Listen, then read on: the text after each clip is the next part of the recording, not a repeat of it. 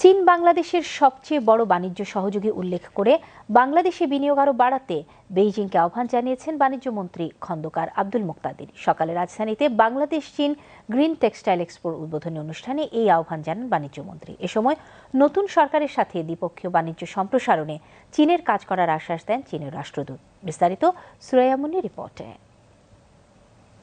বাংলাদেশে তৈরি পোশাক খাতকে সম্পূর্ণ পরিবেশ বান্ধব হিসেবে গড়ে তুলতে এবং বাংলাদেশ চায়নার সঙ্গে বাণিজ্যিক সম্পর্কের মান উন্নয়নে রাজধানীর ICCB-তে অনুষ্ঠিত হচ্ছে 3 দিনব্যাপী বাংলাদেশ চীন গ্রিন টেক্সটাইল এক্সপো।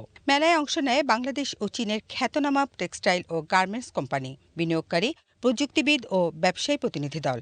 মেলায় বিদেশি উদ্যোক্তারা চায়নায় রপ্তানি বাণিজ্য সম্প্রসারণের দাবি জানান। সকালে এই প্রদর্শনী মেলার উদ্বোধন করেন বাণিজ্যমন্ত্রী খন্দকার আব্দুল মুক্তাদির। এ সময় চায়নার উন্নত প্রযুক্তির প্রশংসা করে বাণিজ্যমন্ত্রী বলেন, চায়নায় সবকিছু এখন AI এবং আধুনিক প্রযুক্তির মাধ্যমে পরিচালিত হচ্ছে। এ সময় দেশের পাট শিল্পের জন্য চীনের প্রযুক্তিগত সহায়তা চান তিনি।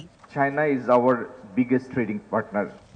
The amount of import we make from China versus what we send to China is minuscule. The trade gap can be covered by the influx of Chinese investment. চীনে আমদানির তুলনায় রপ্তানি খুবই কম উল্লেখ করে মন্ত্রী বলেন, রপ্তানি বাণিজ্য উন্নয়ন চীনা বিনিয়োগের মাধ্যমে পূরণ করা সম্ভব। এ সময় রাষ্ট্রদূতের সহযোগিতা প্রত্যাশা ব্যক্ত করেন খন্দকার আব্দুল মুক্তাদির। I commend the organizers and encourage you to keep your efforts on so that we can make tangible progress in the days to come. মেলার উদ্বোধনী অনুষ্ঠানে ঢাকায় নিযুক্ত চীনের রাষ্ট্রদূত ইয়াও ওয়েন চায়নার সঙ্গে নতুন বাণিজ্য চুক্তির কথা উল্লেখ করেন। তিনি বলেন, নতুন সরকারের সঙ্গে দ্বিপাক্ষিক বাণিজ্য সম্প্রসারণের কাজ করছে চীন, যা বাংলাদেশের জন্য অর্থবহ এবং ভবিষ্যৎ উন্নয়নের বার্তা।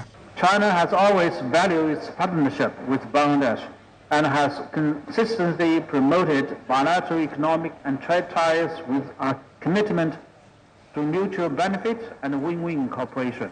সেফন ইন্টারন্যাশনাল লিমিটেড ও চাইনিজ এন্টারপ্রাইজেস অ্যাসোসিয়েশন ইন বাংলাদেশের যৌথ আয়োজনে এই প্রদর্শনী শেষ হবে আগামী 16 মে। Suraiya Munni, BTV news, Dhaka.